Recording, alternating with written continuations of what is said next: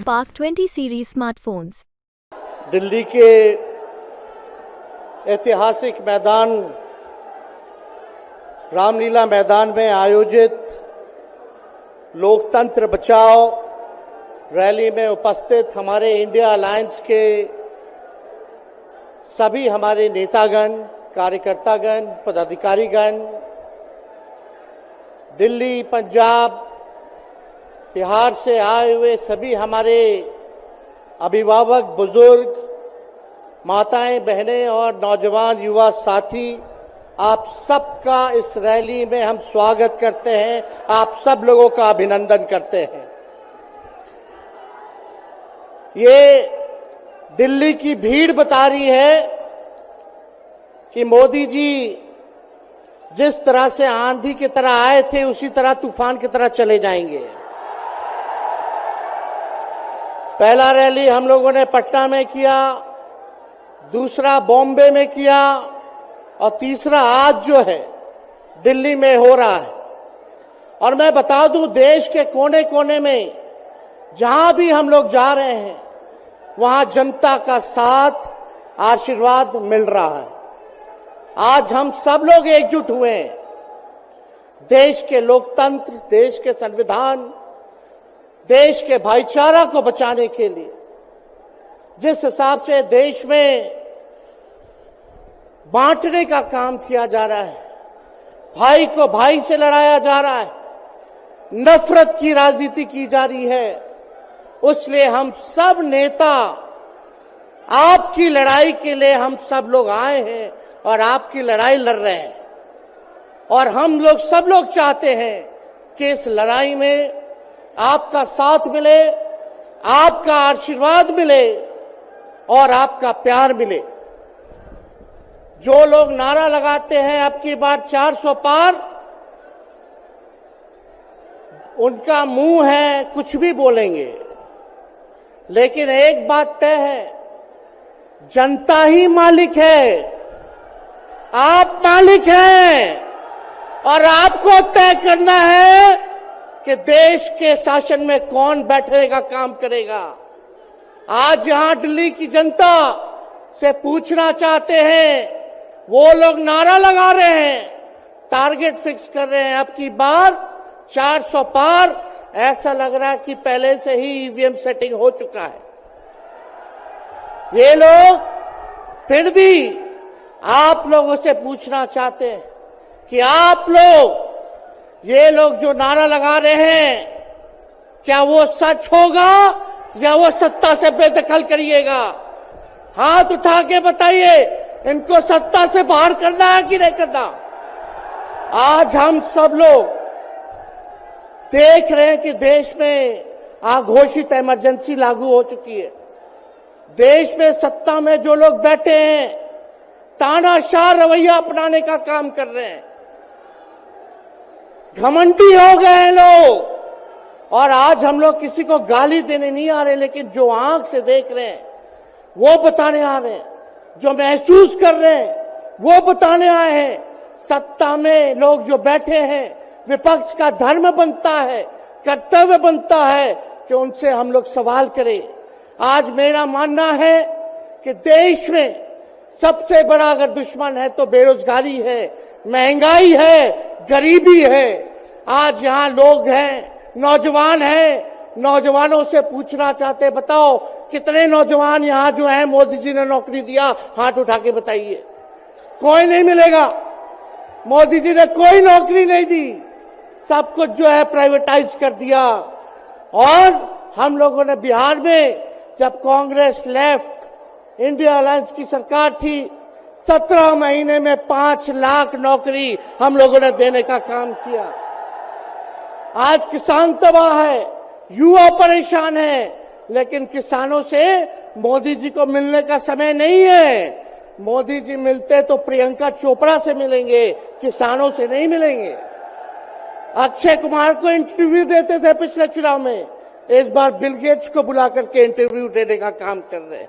लेकिन किसानों की समस्या कैसे हल होगी ये नहीं बता रहे।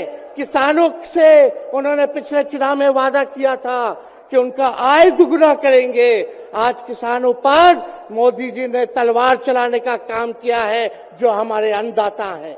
इसलिए आप सब लोग हम लोग जब आवाज उठाते हैं, तब मोदी जी और उनकी जो सेल है पार्टी की, उस पार्टी का सेल में कौन है?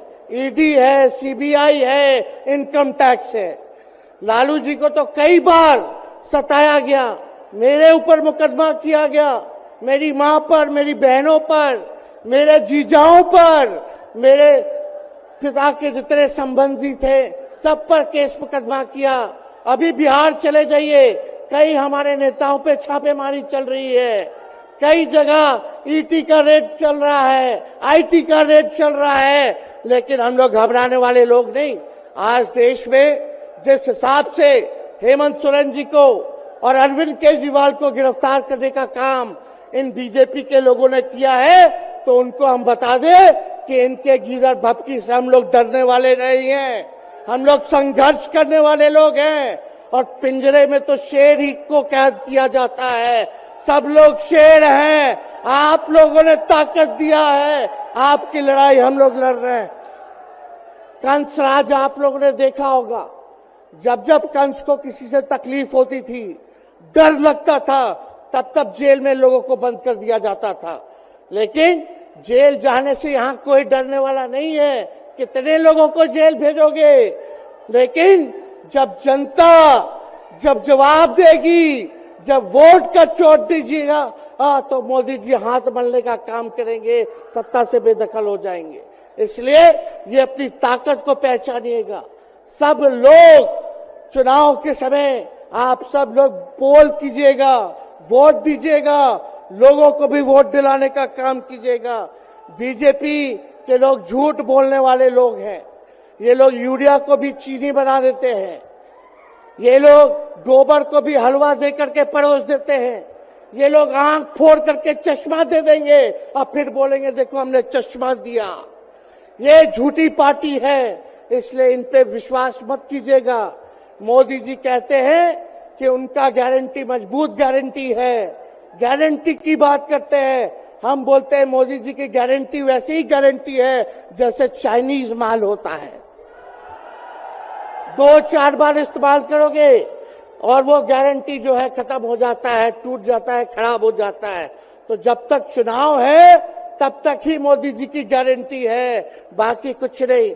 2 करोड़ रोजगार का क्या हुआ, 15-15 लाख रुपए का क्या हुआ, ये जवाब नहीं देने वाले, लेकिन हमेशा जो है प्रोपेगेंडा चलाने का काम करते हैं और लोगों को भटकाने का काम करते हैं।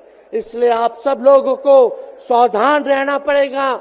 इनके झूठ पे आप लोग विश्वास मत कीजिएगा। और हम सब लोगों ने आज तस्वीर देखा, आज तस्वीर क्या देखा कि आज महामहिम राष्ट्रपति जी आडवाणी जी को भारत रत्न देकर के सम्मानित कर रही थी।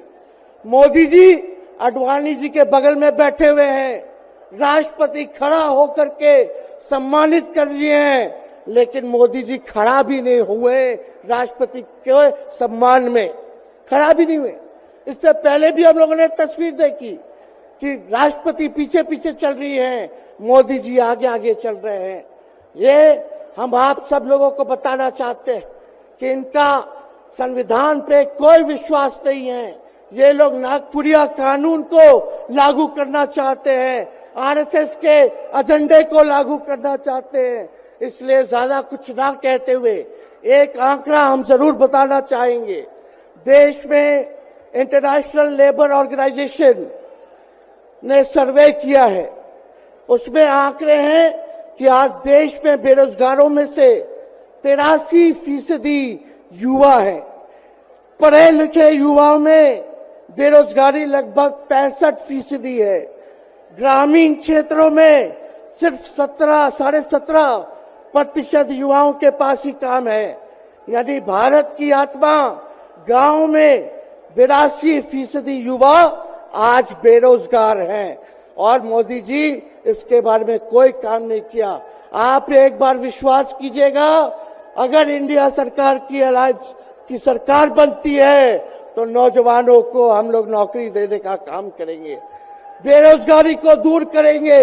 और जाते जाते बहुत सारे नेताओं को बोलना है, लेकिन एक अंत हम करेंगे एक गाने के साथ। और आप लोगों ने गोविंदा का फिल्म का एक गाना सुना होगा कि तुम तो धोखेबाज हो, वादा करके भूल जाते हो। रोज रोज मोदी जी तुम ऐसा करोगे, रोज रोज मोदी जी तुम ऐसा करोगे, जनता जो रूठ गई तो हाथ मलोगे। अरे तुम तो धोखेबाज हो, वादा करके भाग जाते हो। तो आप सब लोगों को बहुत बहुत धन्यवाद। आप सब लोगों का आशीर्वाद मिले और हम सभी लोगों जो है आज मिसेस केजरीवाल और हमारी बहन कल्पना जी के साथ हम लोग जो है मजबूती के साथ खड़े हैं और इस लड़ाई को लड़ेंगे और जीतेंगे। बहुत बहुत धन्यवाद। जय हिंद। बहुत बहुत धन्यवाद।